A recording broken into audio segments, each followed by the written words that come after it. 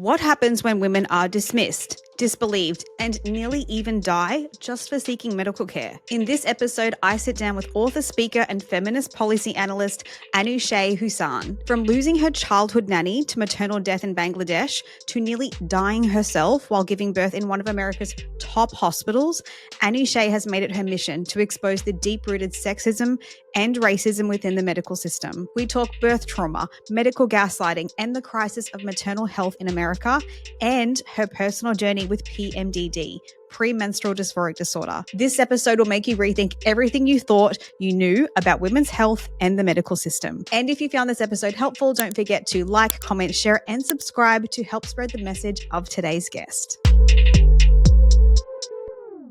It's time for confession. Anushay, welcome to the show. For anyone who isn't familiar with your book, could you summarize in 30 seconds the core message of the book? Yes, of course. Thanks so much for having me, Brittany. I'm so excited to be on your show. The core message of my book and what it's really about at its core, the pain gap, how sexism and racism in healthcare kill women, is about medical gaslighting, really. It's about women not being believed, women not being taken seriously about their symptoms, and really paying the ultimate price for it. And my whole kind of framing of it is, what is the point of having rights as a woman and, being able to be a feminist and what have you, if no one values your life, no one values your health. And, so a lot of people think the book is about America's maternal health crisis. I speak about that a lot, but it's really about believing women. Going back, can you take us back to your childhood experience and what that taught you? Because it seems to have been quite a big catalyst for the path that you're now on. It was such a big catalyst for the path that I'm on, and I didn't take it. I didn't really realize that until I started the book, because I was kind of beginning when I started writing the book, which is a whole other process. Um, started it by talking about my own birth trauma. And as soon as I started writing about it, I was like, no, this was not the first story. And of course, it took me back to my childhood nanny that honestly, every time I read that story, it just breaks my heart. But she really was the first maternal death in my life that affected me. And it's just crazy how much it's played a part of my life. Her story, my story, the intertwining of maternal mortality in Bangladesh to where I live now, the United States. It just goes to show that everything is truly connected. Absolutely. Can you share a little bit about that story in terms of what happened and how did that actually impact you? Well, when I was growing up in Bangladesh in the 1980s, it was very different than it is now. But the maternal mortality rates were through the roof. We had one of the highest maternal mortality rates in the world. Now Bangladesh is considered kind of sustainable development superstar because of how we have reduced our maternal mortality rates. But at the time, it was still really bad. Healthcare really was something that you got just randomly. And it was random that my family had it too, but it's just because my parents were extremely privileged. But my mom was very involved with the women's rights movement in Bangladesh since I was really, really young. And she was in charge of providing health care for all the women, the staff who worked in our home. And my childhood nanny was, she was diabetic. She had these high risk pregnancies she was not supposed to have. She had miscarried before, but she really wanted to have a baby. And when she finally had a baby, she delivered and then she died soon after. And I was just, about 14, 15 at the time. And it changed everything for me. It actually opened up. I mean, we had a writing assignment a couple of months later. It was actually one of the first really massive deaths I had had in my life, and I was still so young. And she was really kind of like a second mother to me. So uh, I really started writing. That's how I started writing, and that one of the first and most important personal essays I ever wrote was about her. Was about Wazifa, and I just think every time I get choked up about it, like I am right now, I just think what a kick she would get out of this whole thing. That I wrote a book, that our paths were so similar, that we had such similar near-death experiences. Mine was near-death. Hers, unfortunately, was fatal. in such different parts of the world, and just makes me think that she is truly always with me. But yes, the loss of my childhood nanny um, was devastating, but also it continues to impact me to this day. I mean, now I'm 45 and I'm still talking about it. And my book opens with her with that story. It's fascinating, isn't it? How everything somewhat in your life seems to happen for somewhat of a reason. Like everything is connected in a way that has this catalyst. When you look back, I mean, during it, it's obviously mostly horrific and painful, but it's really fascinating to me how everything seems to be connected and where you've ended up now from those particular events that have occurred. Yes, and you hear that, and it sounds like a Hallmark card, and it's so cheesy, but let me tell you, when you get in your 40s and your mid-40s, you're like, "Oh my goodness," and you can really only see it in retrospect. You can't see it when you're in the midst of it. Like, this is not a story I would have ever imagined, even though, I was always, I guess, interested in women's health. I knew I wanted to write. I knew I wanted to write about women's lives and women's experiences and women's truths, but wow, no, never. And you can really only, I mean, now I look back so often in my life. I think Steve Jobs said that you can only turn around and go, it had to happen like this. And look how that was connected that brought me here. So yeah, it gives me a lot of comfort now, actually. Near death experience. You mentioned obviously you've experienced something around near death experience. What has your experience been with that near death experience? What happened?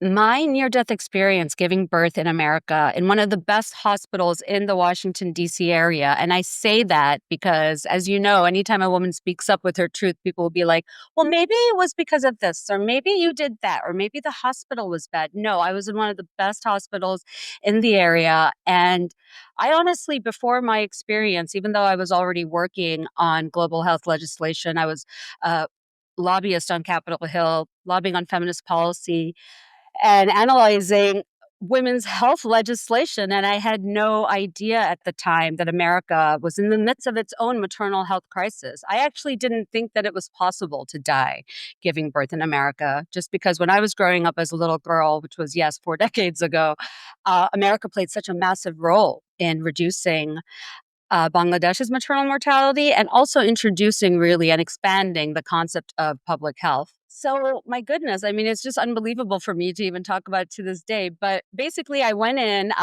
to have my baby. I was in labor forever. I was in labor for about 33 hours and I was pushing for almost 3.5. And, a lot of people don't understand this, but when you go in to give birth, you're in labor for a couple of hours until you're like actually actively pushing.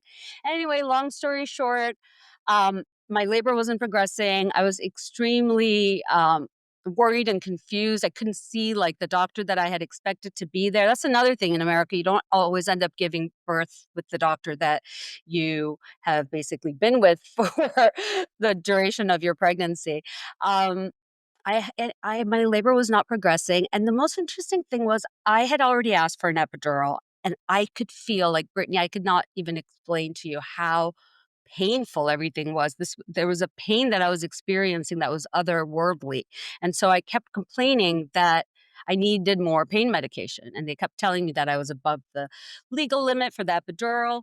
Anyhow, it turns out because I started shaking, I had 104 fever. They called the anesthesiologist back in. Turns out I was not hooked up to the epidural.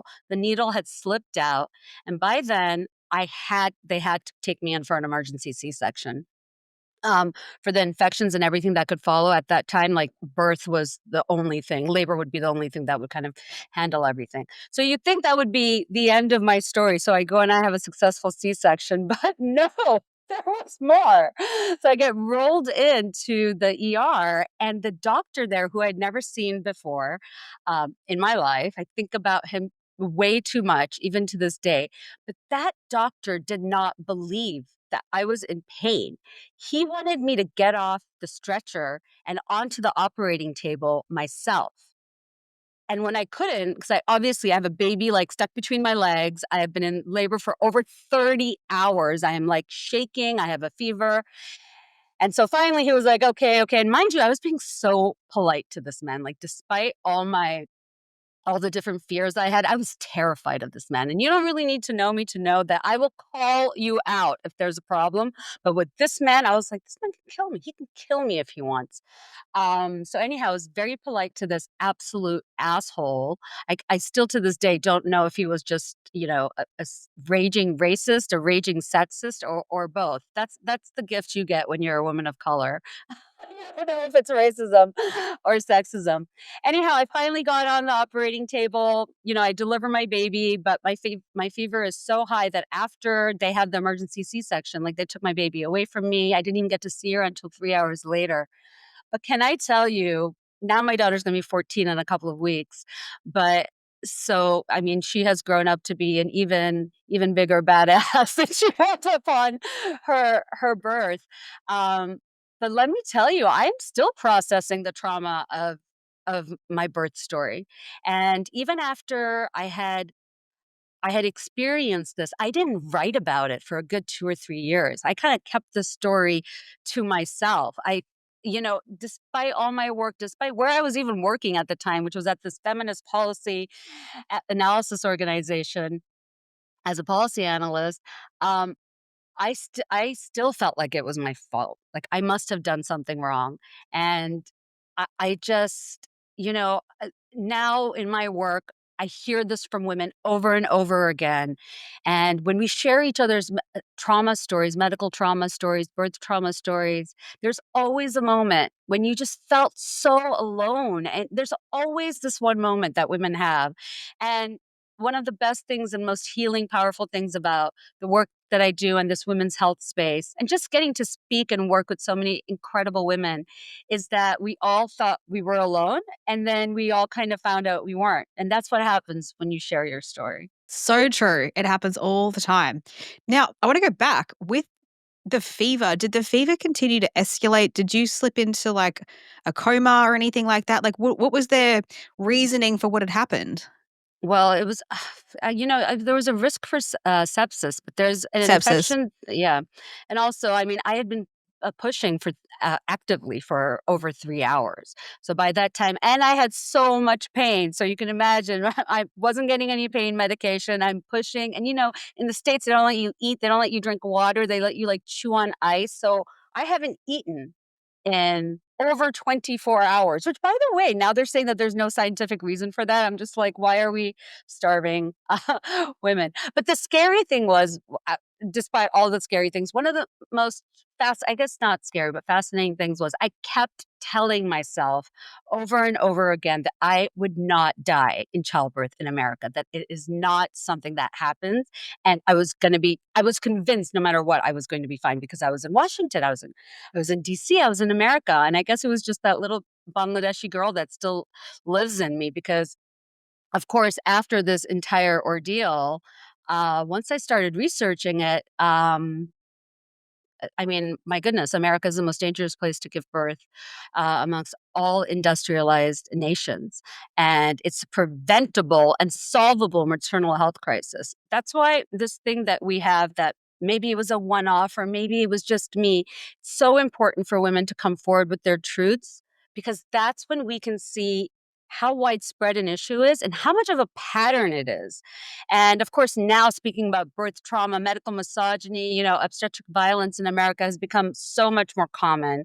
And I am so grateful for it because quite personally, I think it's worse for Black women. We can get into this much later, but there's a massive racial gap. And people will always say that, why do we have to bring race into it? Well, in America, with everything, and especially its healthcare system, it's really impossible to understand the crisis we're in today. We're still in it, by the way, without understanding kind of our racial past. It plays a massive factor, and uh, di- the differences, the gaps between Black women and white women are massive. It's not just something small. Black women, regardless of their education, are 3 to 4 times more likely to die giving birth in America than their white counterparts. And put another way, that's 243% more likely. And we've had high profile Black women like Beyonce and Serena Williams even come forth with their birth trauma stories. And even Padma Lakshmi, who's in the book with her endometriosis story, it took her over 2 decades to get a diagnosis.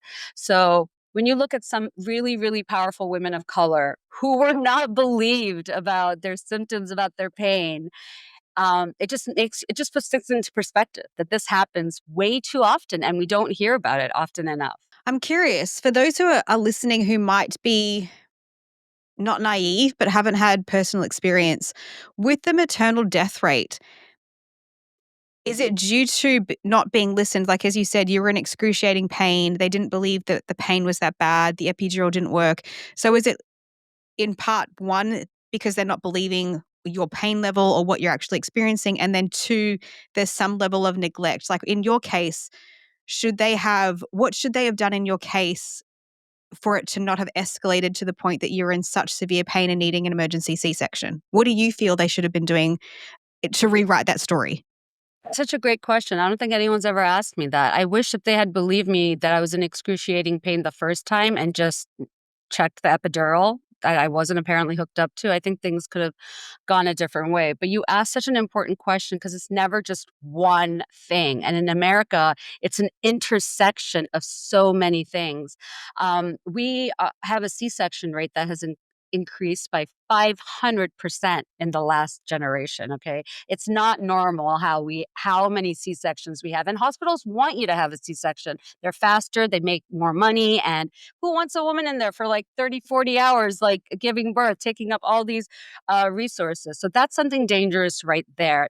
We don't tell women that this is a major surgery. I actually just found out after my second emergency C-section, actually not emergency, but my second C-section, that this is not something that this is a major surgery. They're going through 7 layers of your skin, of your stomach tissue. And then we don't have paid maternity leave here. I was lucky because I worked at a women's rights organization. They gave me some other issues to deal with, but we did get paid leave. Um, but most women have to be back at work 2 weeks in. And this is, sending women back home with their babies with this massive incision that is at risk for infection and whatnot. Right there, that's a big contributing factor. So the C-section rate, not having any leave, not having affordable childcare. Um, I mean, it really is. I mean, right now, the Trump administration is really pushing for American women to have more babies. And somebody said the other day, it was so true. It's like, why would women in America take $5,000 as an incentive, which is what they're offering women to have more kids? This country is a hellscape to have kids in. You can't get an emergency abortion if, God forbid, if something goes wrong. And now we know that there's so many things, but the the the core of not being believed, race really does play into it, especially for women of color. Black women, Black people are considered to be more argumentative if they advocate for themselves. Not everybody can advocate for themselves. It's very different when you're a white blonde lady advocating for yourself than if you're a woman of color. And we've seen it not just in hospital rooms, we've seen it in police encounters on the street, at traffic lights in America. It's very different how you're handled with depending on your race in America, which is why I focus on it so much in my work. But it's just impossible to speak about, because something my trolls and my critics always kind of come at me with is, why do you have to make everything about race? I'm like, well, it is, especially in the States. After everything that you went through, obviously we've heard about your childhood experience, which was quite a catalyst as well, but then obviously this birth trauma. When did you realize then that I need to write a book, not just to tell my story, but also to try and change the system a little bit?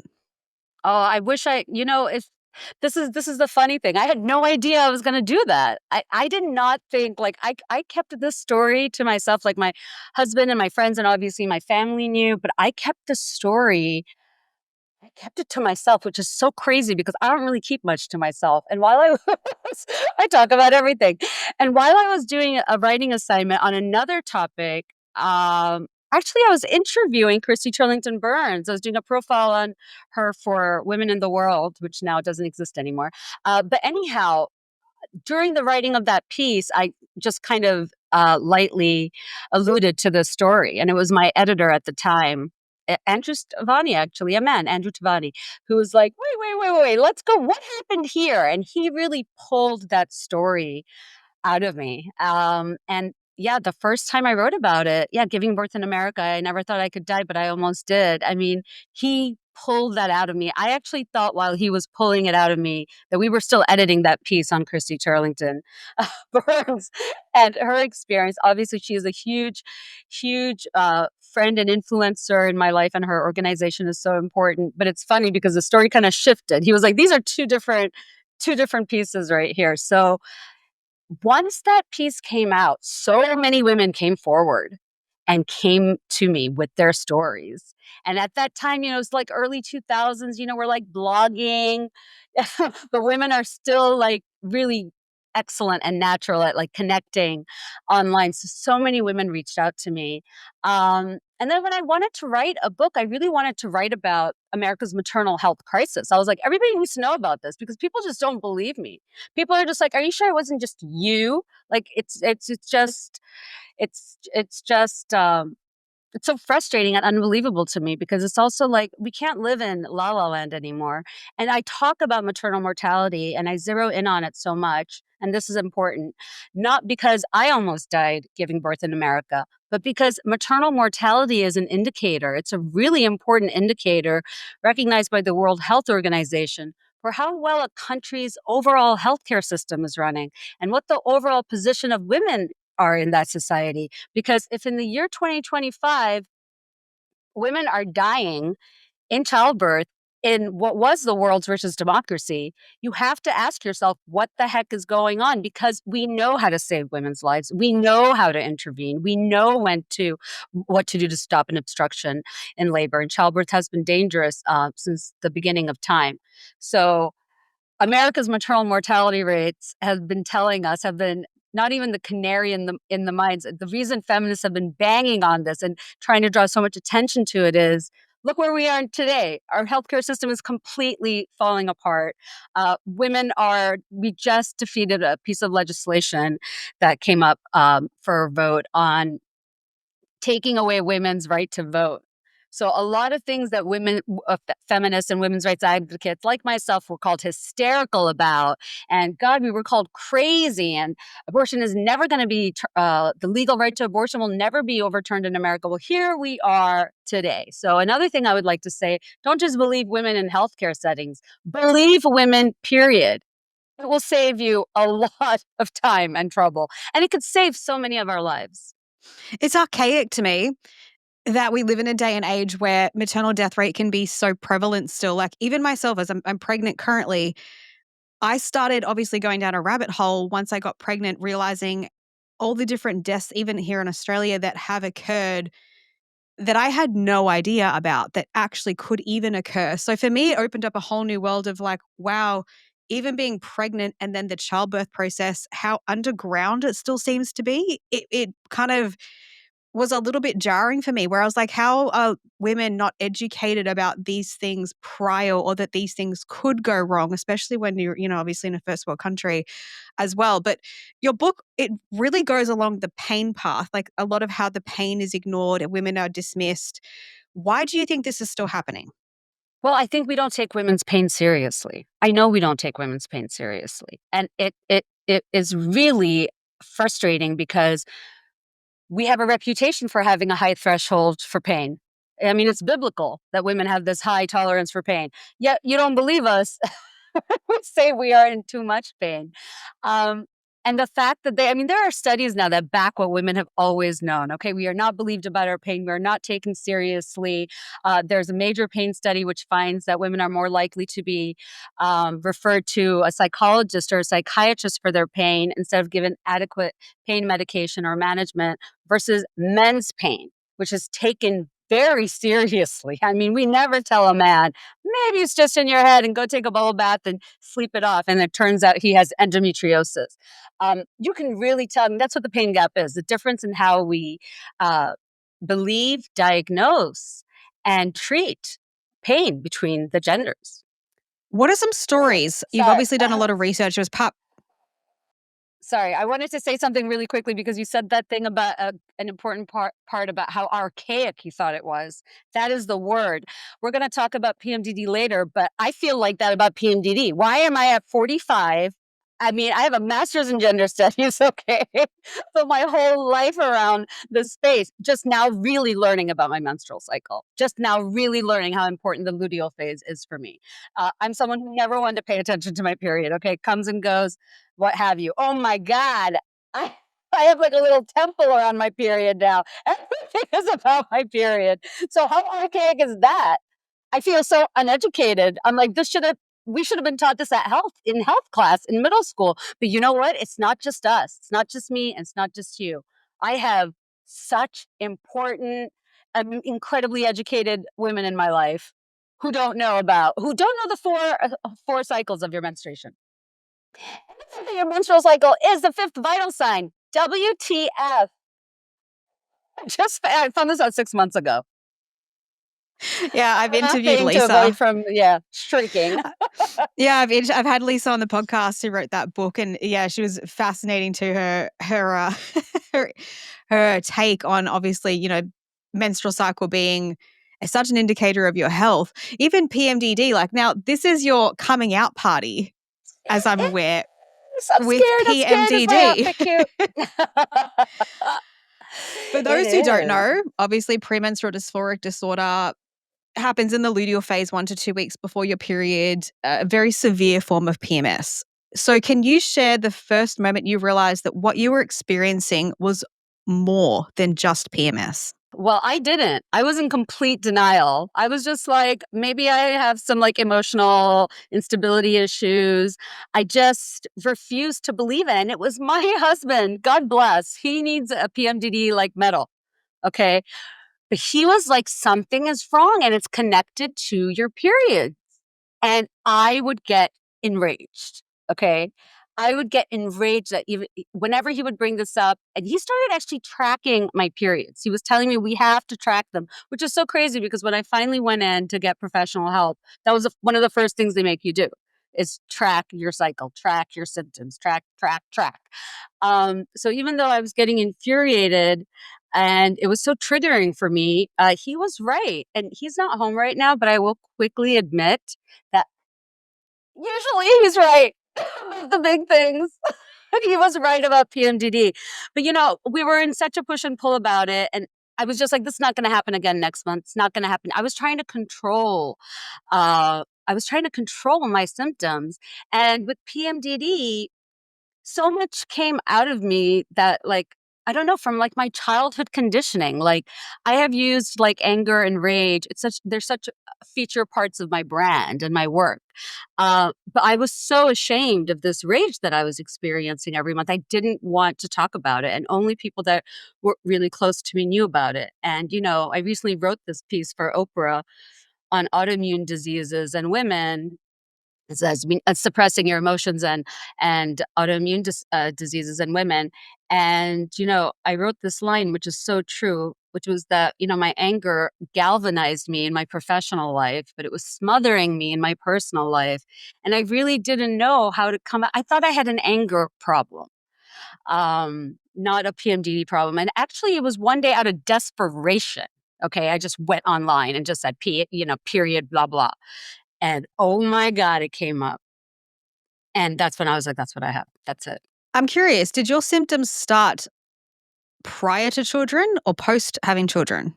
That is such a great question. I'm trying to figure out exactly how long. Like I'm writing my next book on menstrual mood disorder. So I'm going to be speaking about my PMDD. But I always, I ask this question of myself almost every day. Am I a bitch or am I a clinically diagnosed bitch? Or am I just a bitch? Like, I, you know, because a lot of the things about PMDD, I mean, now that I have a menstrual health coach, a PMDD coach, I have a therapist, I have a nutritionist, so many things that I didn't have before. Now I know, now I have, I guess, accepted, or now I'm at the point in my journey where I view PMDD as a gift, because now I'm like, no, actually, I cannot do that. I need to have these boundaries. My health first. Otherwise, I'm going to be all over the place. Not going to be good for anyone. On top of that, I'm perimenopausal, so I really, really have to focus on my work. It's a bit of a fine line, a bit of a blurred line, as you said, between understanding when it really originated and if it was post children. But it sounds like there might have been something underlying subtly, and maybe even the children could have been the catalyst with the hormonal changes that occurred. Totally. This is exactly what I was going to say. I think I had it before, definitely, because I think it's been about like 15, 16 years at least. I think it definitely worsened postpartum, but actually not postpartum in the immediate months, kind of like a year or two in, when your kids are like, when they're at the toddler age. Um, and also, I was working so much. I was working so much. At one point, I had two jobs. And I had just given birth, and my husband was starting his company. This was, way 15 years ago. So, I mean, I had so much pressure. Like now I know how to say no. Now I'm like, no, I can't do XYZ. But when you're hustling and you're trying to start something, you get so used to hustling. Like that was my mode. And now I'm like, this is bad for my health. I can't hustle and grind anymore. I can't be a boss babe anymore. I'm a boss babe. I'm a cat lady boss babe. How's that? I'm a cat lady babe. I have had to slow down. And it's so funny because my whole life people have been like, slow down, Anushay. But my head and my brain, I write fast. When I was on TV, you got to talk fast. Now I do everything fast. So it's really great because I've been slowing down and my PMDD has become much more manageable.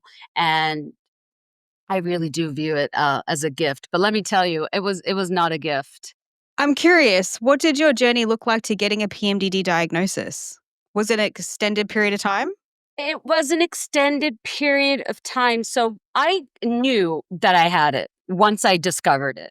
And then when I started working with this coach, I was really looking for something. I thought there was going to be a medication or something that I could take that was going to make it stop. Like the fact that it was going to be a lifestyle overhaul in addition to supplements and getting your baseline nutrition right. Everybody kind of goes about it a little bit differently, but that's what my menstrual health coach did, and it just saved my life. Like she got my labs done. We looked for specific things.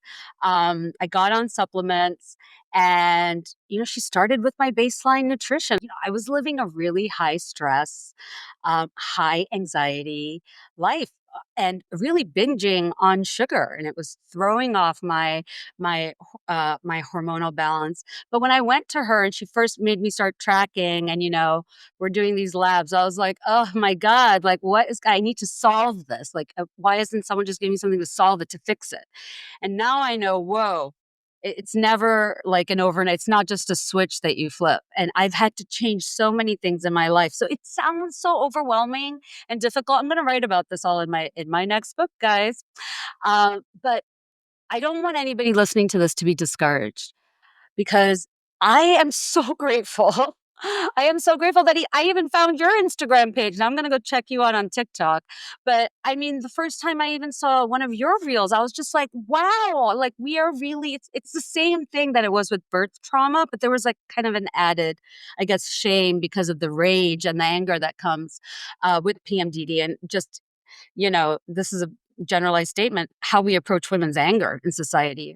I mean, around the world, we immediately think of it as a sign that you're not mentally stable. God forbid you're not hormonally stable or you're hormonally um, unstable. So it's just so great because so many women are talking about it. It finally got into, I think, the official mental health diagnosis book, like in 2019. But for me, once I started seeing this coach, I knew that I had it, but I have an amazing GP. And when I was telling her all the changes that I was making, which included removing alcohol, which whether your coach or your doctor recommends to you or not, just in general, I highly recommend. I was also, I mean, really, like I was, before I got my diagnosis, I was really just self-medicating and coping with alcohol. And I thought that it was helping so much. And oh my goodness, it obviously was not. But when I told my GP, she was like, I want you to get an official diagnosis. So I went to a psychiatrist here. And that's another like stigma, there's so many, like each barrier and each pathway, I feel like in PMDD makes you have to like use your sword like Shira and just break these stupid barriers and stigmas down. And a lot of them are in your own head. I'm like, go to a psychiatrist. What will my mother say? But I went and we did an intake and she was like, you have PMDD. And I was like, thank you. I knew it. But getting that official diagnosis was really important. It was important for my other doctors. It was important for my therapist. Yeah, it's such a diverse topic, PMDD. Because it is a relatively new diagnosis, I think it's been heavily misdiagnosed. We obviously know there's a prevalence also women who have ADHD, autism also having a high prevalence of PMDD, but it's a very controversial topic. I've noticed, I obviously work in the space heavily, and I've noticed even the medical system here in Australia, a lot of doctors don't seem to understand what PMDD is. And obviously my own story, I've been in psychiatric wards before. Like I had a very severe case. I don't have PMDD any longer. So we know that there are things that people just are not doing the right research on in terms of how to actually work with PMDD, what's causing it, why GABA in the brain, like all of these different mechanisms. And I think that's the really sad part, that women are being left with very little options surrounding PMDD. It's very medicated. As you said, there are definitely lifestyle changes that need to occur, which in all honesty are probably how we probably should be living anyway. Like there's a lot of looking after ourselves, slowing down. I hear it countlessly over and over and over again. And look, I was someone as well, A-type personality, trauma background, running a million miles an hour. So we know a revved up nervous system is going to have a higher sensitivity to those hormones fluctuating. So all these nuances with it, and it's a very complex, a very big topic, and I find it very a little bit frustrating, but also heartbreaking that there's just not enough uh, actual scientific information that's actually there. It's right there. It's just that no one's presenting it for women to have the solutions and the understanding of how they could actually improve these symptoms Well, and be oh able to live gosh, and function really. a normal life. So it's very, very frustrating. It's very, very frustrating. And also, what's scary about it is that, I mean, this is what really scared me. I mean, I talk about the hysterical woman metaphor in my work and in my book so often. And I was terrified that I was becoming the hysterical woman myself. So, this legacy of this made up disease still haunts has a huge impact on women's health to this day, and still plays a fact. It still determines if you're going to get a diagnosis or not. 90% of people with PMDD are not diagnosed. And talk about the misdiagnosis with what? Schizophrenia, bipolar 2, manic depression. So it's a catch-20. It's a tricky spot even for doctors, because what male doctor wants to tell a woman, I think your hormones are making you crazy every month? And what woman wants to hear it? But that's actually something I really want to tackle in my next book, because if that fear can silence someone like me, whose entire purpose in life is for women to share their stories and empower yourselves and be in control of your health. Like, we deserve a healthy life. We deserve it. What the why why does this even have to be like something we have to persuade people for? But it's just the same like with maternal mortality. We deserve to survive our freaking childbirth. We should not be dying giving birth. Like, when you see what women are asking for, that's even more infuriating.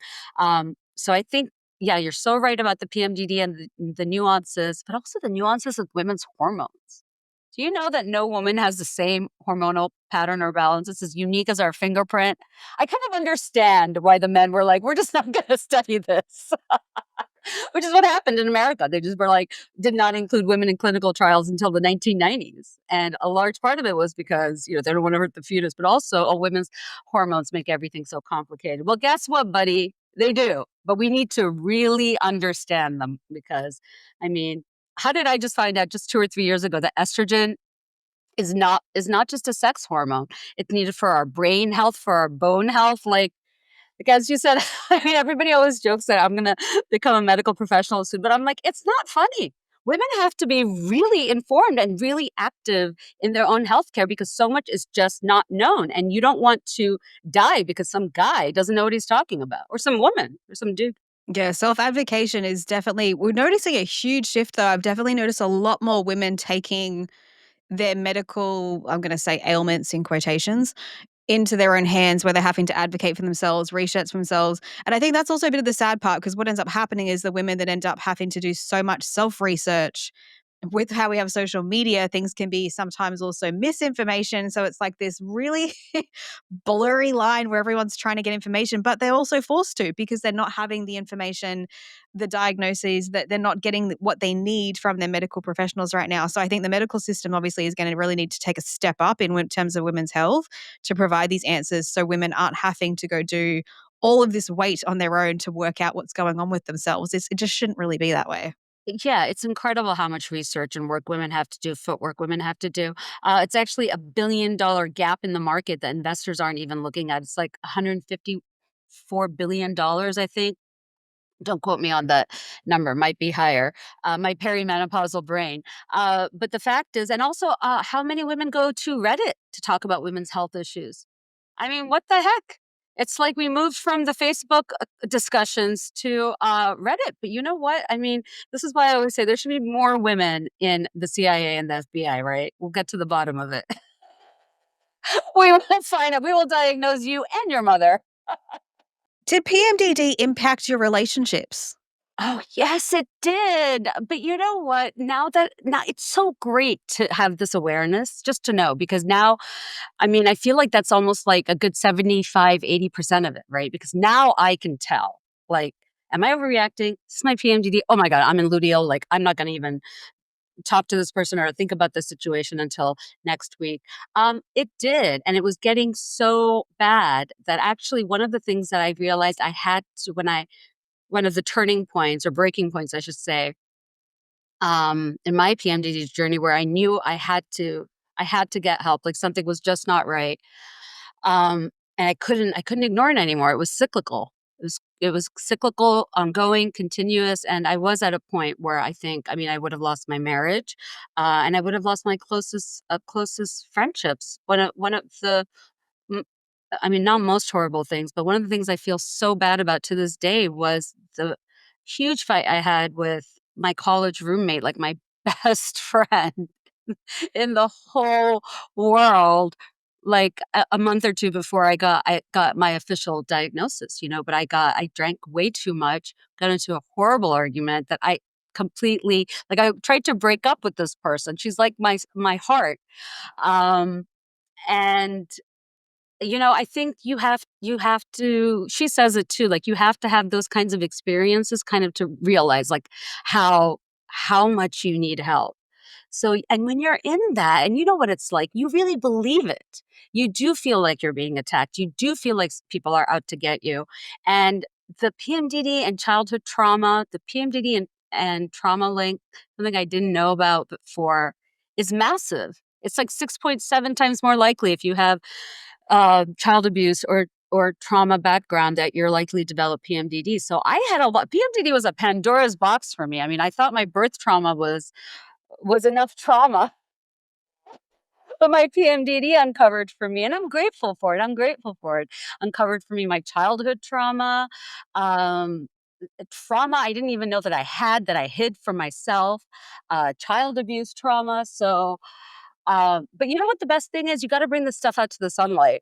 You've got to bring it up, because if you don't bring it up, PMDD is gonna bring it up and motherhood's gonna bring it up. And that's another thing. Like, I couldn't continue like this because I have a teenage daughter. And if you ever want to know about triggers, there she is, totally like embodied, embodying all your triggers. So, you know, I always really thank my daughter as well, even though she's like, oh, thank God you're getting help, mom. But I always thank her, you know, because I'm just like, you really, she kind of gave me like the courage. She was just like, something is wrong, mom. You're a monster every month. And, you know, I write, you know, that's a line I'm definitely gonna write in my next book. But it was a turning point for me. So yes, my it affected motherhood, affected my relationships. And I know that everyone knows that girlfriends are so important, but for me, my women friendships are everything in my life. And the fact that I just can't, just thinking about it now just makes me want to cry. Okay, I know everybody loves their best friend, but my best friend is honestly, she's like a Hello Kitty angel.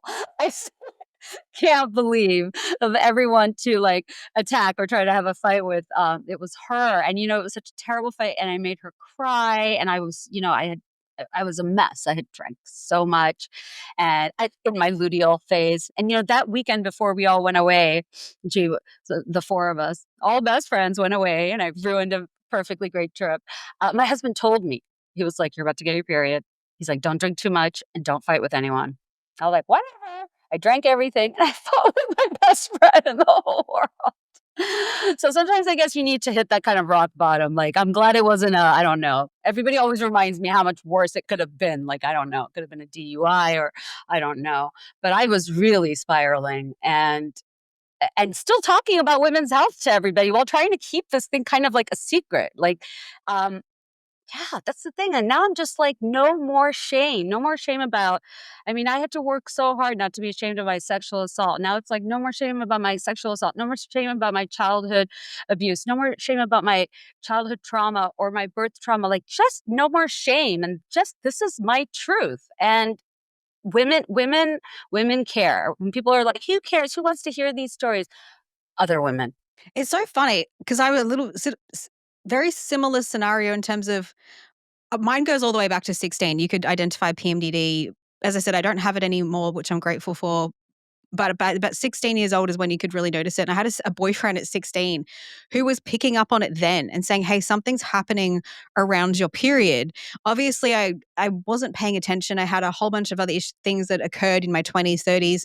And it was my husband now who also ended up mentioning, he was like, "There's something definitely occurring. Like you're falling apart in your late 20s, early 30s with this PMDD." And it's really interesting to me that it's usually the partner that can sometimes, because I think they're zoomed out a little bit further, so they're not so entrenched in it. They're able to sort of identify the patterns sometimes a little bit clearer. So I find it interesting. But the shame piece that you mentioned, I notice is also, I mean, I've had it with myself, with every woman I know that has experienced PMDD, because I think it's so misunderstood and it's seen as hysteria, something that's not normal.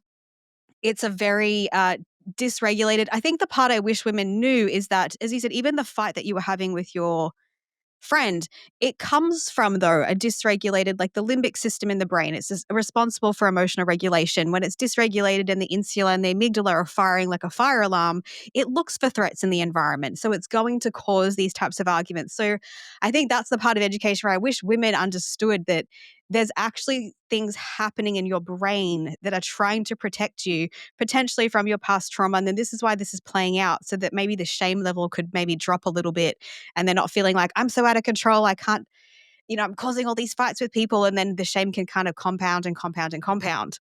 Well, so much of getting rid of the shame comes from education. I mean, just teach women about their menstrual cycle. I feel like it needs to be mandatory. And please, if anybody doesn't want to take it, just have them talk to me or Brittany. Like, no, we have to know. Why was I taught about, I don't know, algebra? Okay. I have never used that shit. I'm sorry, guys. It's true. You'll never use algebra in real life. Okay. Just basic math skills, please.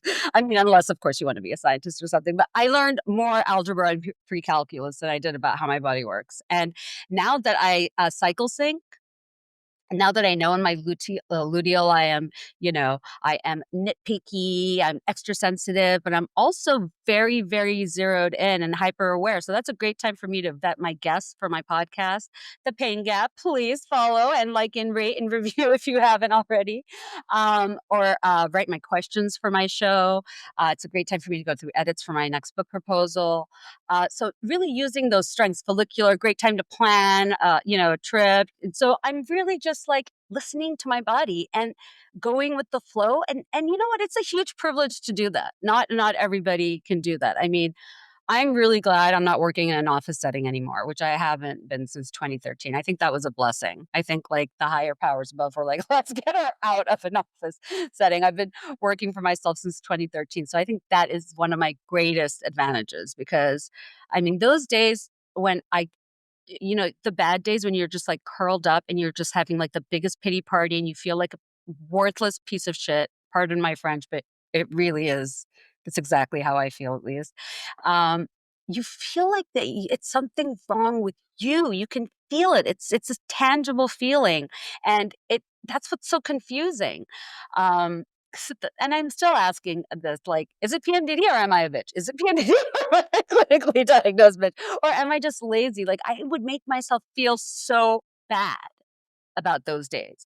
But now I know I need more sleep when I'm ovulating. I know I need more sleep in my luteal, and I do it. When I find myself over binging on chocolate now, I know I have to stop, because that's another thing. I'm like a chocolate crazy person. It's like one of my greatest loves. Apparently, it's a big PMDD symptom. I'm like, again, am I a chocolate lover or am I a PMDD bitch? Like, I'm still trying to figure it out. Maybe, but like so many of these symptoms are part of my personality. And apparently that's very common with people who have PMDD. So I'm still a little confused. How is your PMDD now? Like right at this moment in time, what does PMDD look like for you now? PMDD for me looks like, well, I track it and I write it in our family calendar. So I always mark my luteal and my period phase when it's up, kind of just a heads up to everybody. Now it's completely managed and regularly like checked in. I made huge lifestyle changes, but now I have a trainer, I have my nutritionist, I have my PMDD coach, I had my psychiatrist, and then of course I have my GP. So I actually did what I say to do in my book, which is make your own medical team. But the most important member of that team is you. You are the expert. So I don't see a lot of people regularly anymore. Like, I don't need to see my psychiatrist anymore. Thank you for the diagnosis. That was really important.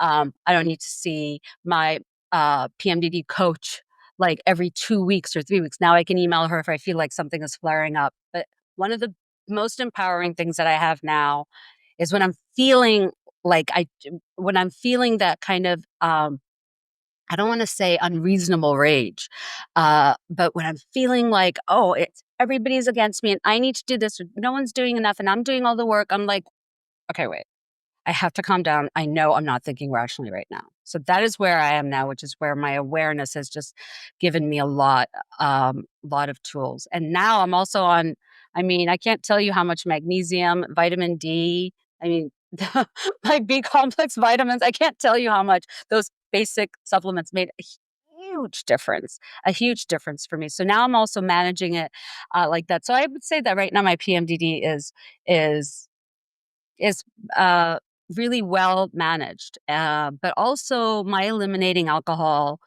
from my life. I also was a functioning alcoholic, which I didn't know. But that's another thing PMDD made me do. Like, I can't drink and have this condition, because as it is, my brain and my hormones are not communicating properly. My hormones and my neurons, and I cannot put alcohol like in the mix. Actually, it was my GP who was just like, if you can eliminate this, because most people don't want to. Most people don't choose to do that. They're like, what? I have to stop drinking. I won't see you anymore. I choose booze. And I would have been like that too, in my younger years. I don't think if you told me I had PMDD in my 30s and told me I'd stop drinking, I would.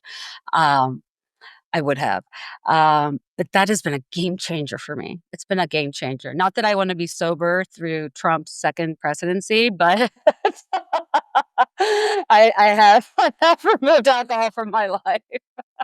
Have your symptoms then, you've mentioned it's well managed. Have you been able to find symptom reduction though, where the anger or the rage actually isn't to the same, Yes. level 10 that it used to be?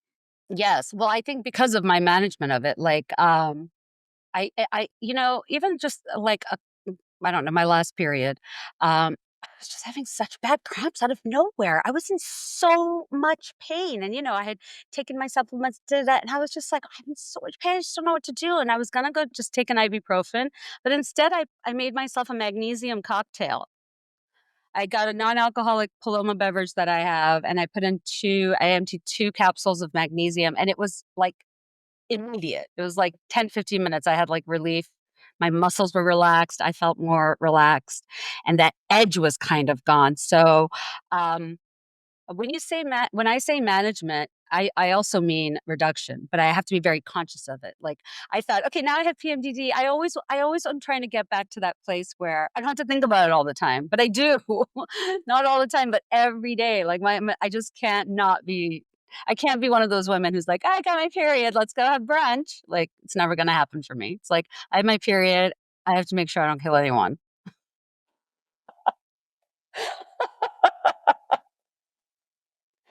At Evil least laugh. at least you're honest about your case.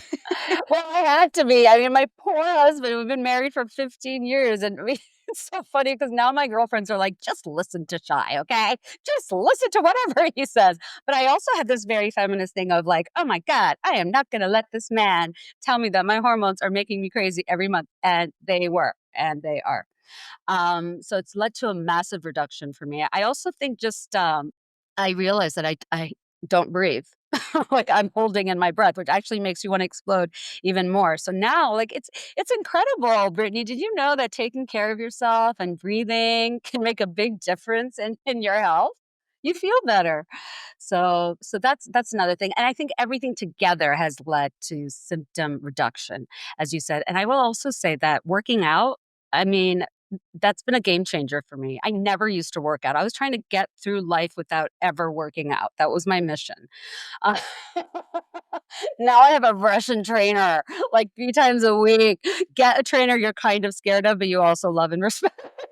But she's been a game changer for me, and I'm so glad that I kinda laid that foundation. Actually, my other girlfriend who gave me her trainer, this was really a game changer for me. I think before I decided to, jump ship, I kind of laid I had 1 or 2 anchors down, and already kind of deciding to stop drinking and putting down that commitment to work out with a trainer I was terrified of, was really, really instrumental. So I can't recommend that enough as well. Working out regularly, please work out regularly. Anything. It doesn't even have to be like Rocky style, like anything.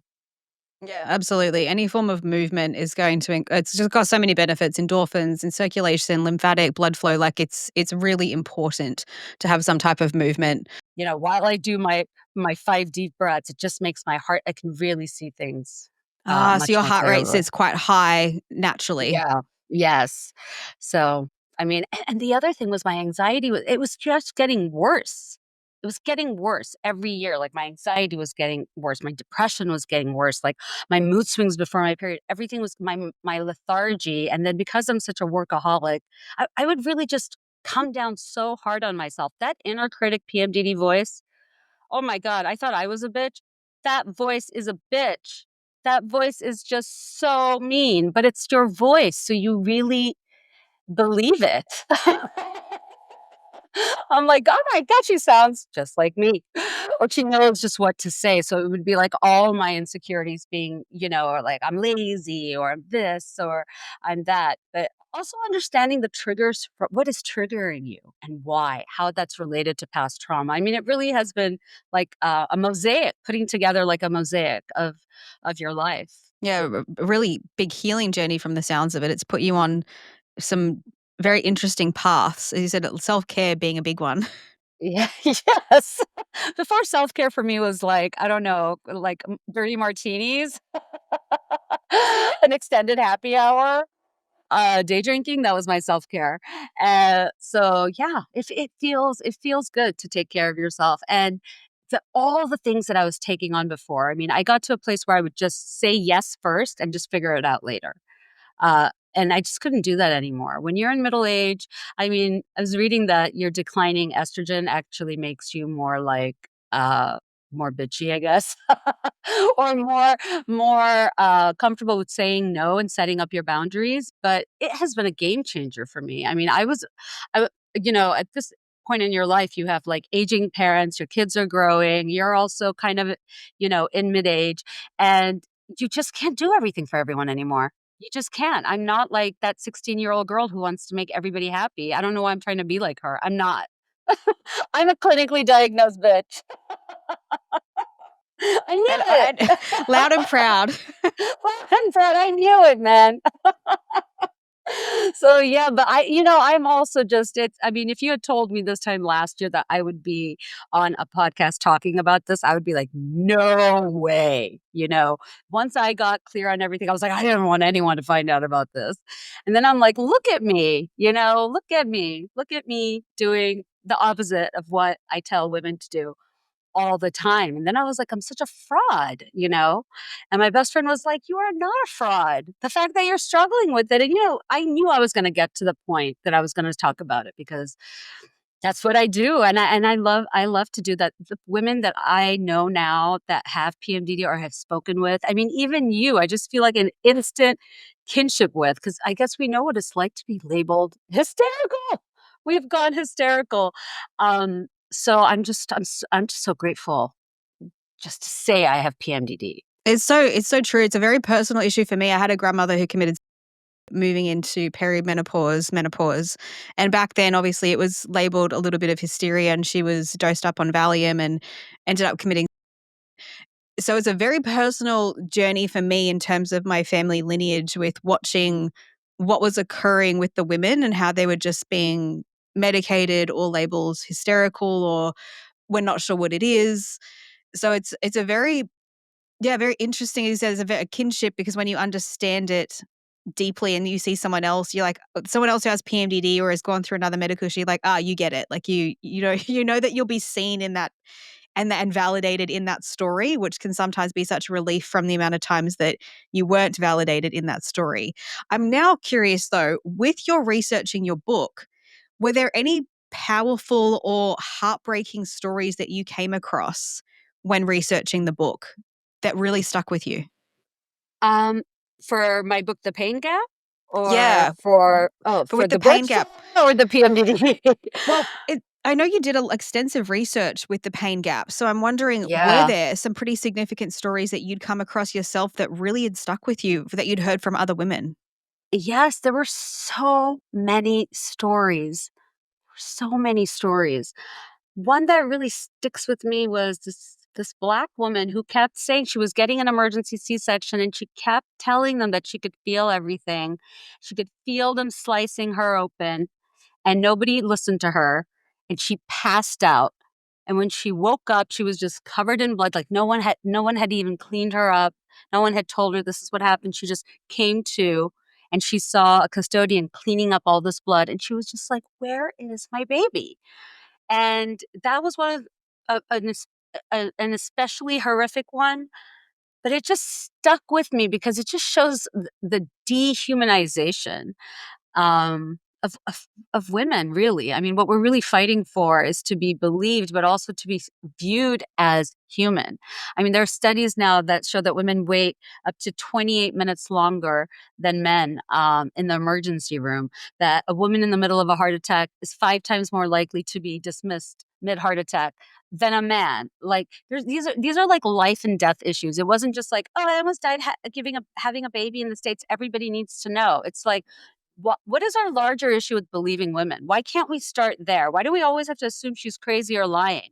And I would just like to say that by the time a woman is in the emergency room, she has probably been with this pain, right?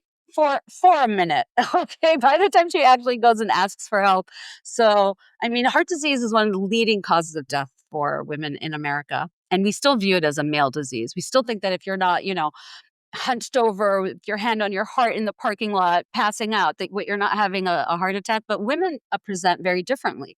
We feel nauseous. We have shooting pains up and down our arms. We have neck pain. So, I mean, it's so important that we just don't have the standard for health and the standard for clinical trials as a middle-aged white man. We're not all small men. Breaking news. Breaking news. If you could redesign the medical system, especially there in America for women, what's the biggest thing that you change? Oh my God, the biggest thing I would change would be exactly this. I would include more women in clinical trials, do way more studies. I really, without getting too political, we were really at the cusp, I mean, I just thought it was going to be like this era of like massive women's health research. And we really saw, you know, Kamala Harris and the Democrats really run on a platform for women's health, for menopause, for maternal health, and that really kind of, you know, just exploded. So I was really, really eager about all the research that was going to be coming up, and now I feel like we're going to be losing at least a generation or two of scientists. You know, where we're headed in the States. That being said, I still have a lot of hope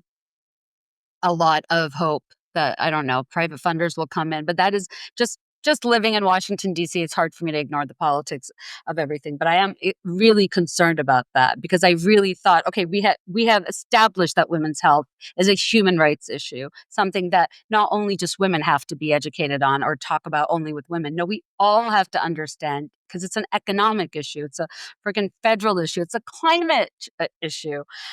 So really understanding that women's health is a human rights issue and not just, oh, it's women's silly problems and they can just go powder their nose in the bathroom. It's like, no, I have a tumor the size of a volleyball in my head. And nobody believed me. This is a real story. It was in the Washington Post a couple of months ago. This woman was complaining about migraines. She was dismissed, finally got a brain scan, and she had a massive tumor in her brain. It really is archaic. I mean, we're grateful.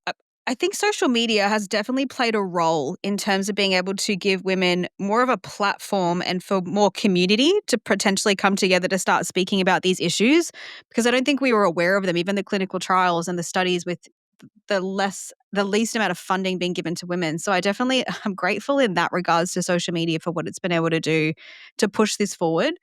But is there anything that we haven't spoken about today that you still want to touch on? I think I really want to touch on, what our issue is with believing women, having a cultural shift to make women, because I always say, in addition to the pain gap in women's health, there's a knowledge gap. There's a massive lack, I consider it a lethal lack of research in women's health, but also a credibility gap that I think is so fucking infuriating and fascinating. There's no other way to say it. It's just like we don't believe women. We don't believe women about their bodies. We don't believe women if they've been raped. We don't believe women if they've been sexually harassed. We don't believe women if she has a baby stuck between her legs saying she's in pain. She's in excruciating pain. So I really want to know. I mean, this is something I will explore ongoing, and I explore ongoingly in my work. But what will it take for us to believe women about their bodies, about their symptoms? Just that. It sounds so simple, but it's so difficult. But it would solve so many. Just give her the CT scan she's asking for. What are you going to lose, buddy? So that is one of my big things. But also, what I think we haven't touched upon is also our larger issue with women's anger. We really don't like angry women. I mean, it doesn't take much to be called a hysterical woman. You can just complain about your salad at lunch, and someone can call you a bitch, or someone will call you, or she's such a bitch, or what have you. So women's anger and women's rage, rightful rage, and I feel like we're at a time where the world really needs it. I know America really needs women's anger right now because I don't know we could end up in all starring in The Handmaid's Tale. Like, what the heck is going on? So I think our fear of women's age, our swiftness to link it with mental health, like that she's crazy, an angry woman is a crazy woman. And I think PMDD really challenges all those things because it is just rife for medical gaslighting, medical dismissal, medical misogyny. To be like this, I mean, I can't imagine if a woman like me came to see me if I was a doctor. Thank God I'm not a doctor. I'd be like, let's go for drinks.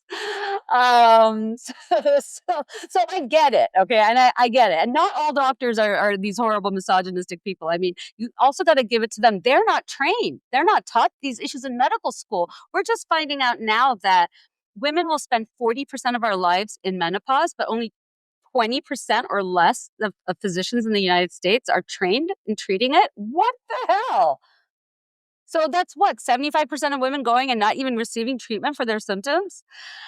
So we have a lot of places, we have a lot of issues to cover, but it all can come down to believing women, whether it's PMDD, whether it's perimenopause, whether it's heart disease, whether it's depression. There are just too many medical incidences of women being dismissed to death. And for me, there's just no point. There's just no point how many rights we gain if our lives are deemed so invaluable. It's infuriating. And then we get in trouble for being angry about it, but we're literally dying. It's so true. The anger piece as well, as we know, including myself, women, it's just a real stigma to be angry. And I think as little girls, we're taught a lot to suppress, suppress, suppress. And I think anger and being able to feel doesn't necessarily mean you need to lash out, but the being able to even feel the emotion of anger in the body and know how to process that anger is a really big piece. I know that it's a very big contributor for autoimmune disease as well, is suppressed anger and rage. So it was a really, really key point that you brought up, because I definitely think it's something that a lot more women need to be okay with, is that feeling Okay anger and with rage. Yeah, and also it's so tricky because as I'm having these questions, like I have these 2 young girls, and I really want them to know that their anger is valid. It's a really important emotion. I mean, you're going to need it to protect yourself, right? Why are you getting angry? What's going on? So I really have to manage my anger because there's so much power in that, and I want to teach that to my girls. I don't want them to be like, "Oh, my mom had PMDD, so I'm just going to be, this little bunny rabbit." No. If anything, you should be able to know and harness the power of your anger. Anushay, it has been an absolute pleasure. First of all, I'm honored for your PMDD coming out party and for you sharing so much of your journey and your story. It has been an absolute honor to receive that and to have a platform for you to do that. But more so, I think it's brilliant, the advocacy that you really advocate for in terms of women's health, the medical system, how we could do better, and empowering other women to also find their voice in their own advocacy to push forward for that medical system to change. Rights, transparency, and you being vulnerable and open with your own journey, I think is really important, because I feel that those who are vulnerable and open and transparent gives permission for others to do the same. So I thank you so much. Anyone, please go read The Pain Gap. Fascinating story. Again, full of transparency. I just think it's a great read. So I think anyone should read The Pain Gap. But again, thank you so much for your time today. It's been an absolute pleasure. Thank you so much, Brittany, and thank you for your platform. Thank you for giving women a platform to come and speak and share their stories. And really big hug to you, because I feel like I've known you. I mean, you're one of those women. I feel like I've known you. You're like a kindred spirit. So thank you so much. Your work is so important. And thank you for giving women a place to tell their stories and for believing women. We've all been there. We've all had the personal experience with it. So it's a felt pain, and it deserves a voice. It does. Thank you so much. I'll speak to you soon. Thank you.